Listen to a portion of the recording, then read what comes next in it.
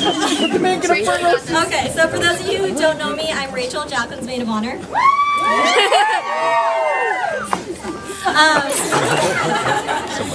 I want to start by thanking everyone for coming tonight, because I know just how much it means to both Jacqueline and Josh to be surrounded by the people they love and who love them as they celebrate this very special day.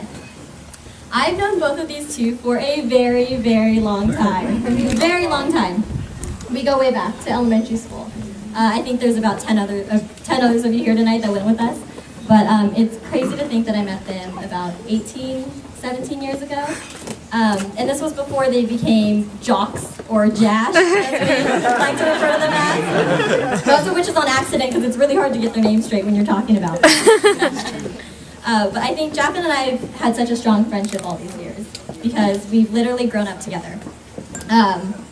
We were inseparable when we were kids. We did sleepovers and played MASH and gossiped all night. I laid out my Little Mermaid sleeping bag. And we were a dynamic duo out on that soccer field. Went to each other's birthday parties. Started growing up, and we survived those very awkward tween years together, thankfully. And we made it to high school, where we continued to be joined at the hip. So we were in Spanish club together. See?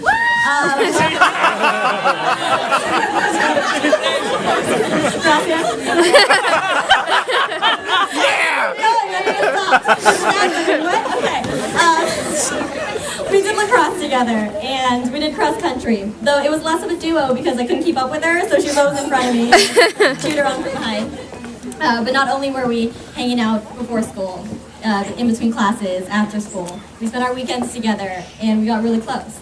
So I think back to all those amazing times and all those good memories we have, and all those inside jokes. But there's just one word that comes to mind when I think of Jacqueline, and that word is home. Because regardless of where we are, whether it's been a day or a month since our last conversation, I'll see her or talk to her, and I'll immediately feel that level of comfort. And it's really difficult to find someone who can make you feel that way. So I feel so fortunate to have found my person. Jacqueline, you are my other half. I mean, you're actually my much better half. And I would not be the person I am today if it weren't for you. You've always been there for me. She looks out for me, she takes care of me and supports me. And you're the epitome of what a best friend should be. I mean, she even offered to help me write this speech. Like, Rachel, do you need help? No, I don't.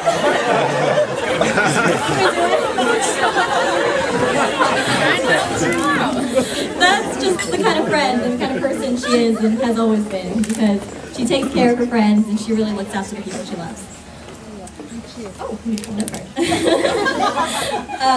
I'm so proud of the woman you've grown up to be, and I think you deserve nothing but the best.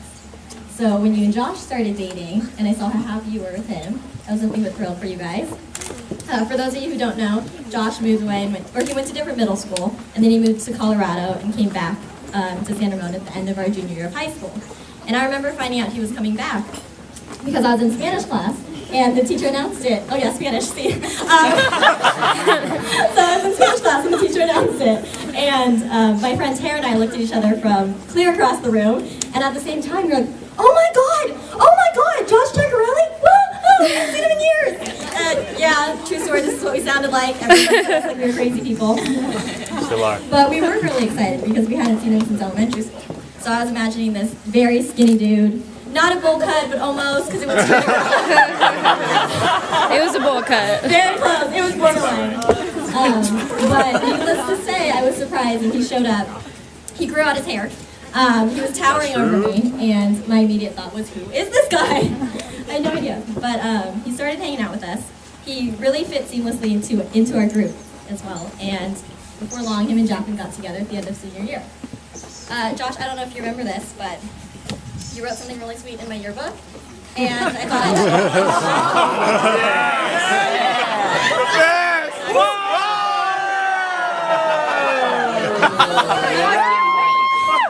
Okay, well, he started off by saying, "Hey, psycho." I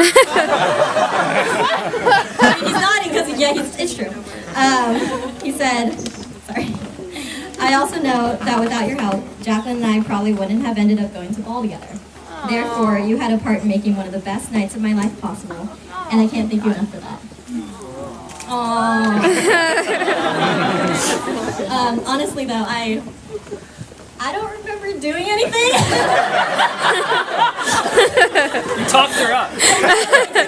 I was thinking back, and I don't know. Yeah, but Josh, you're welcome.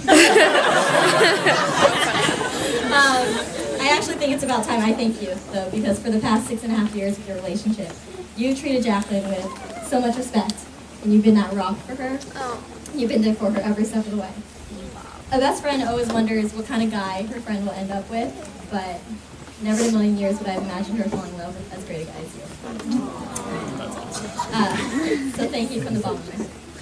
You both have been a huge part of my life, and to see you this happy and this head over heels in love, it not only inspires me, but it just means the world to me.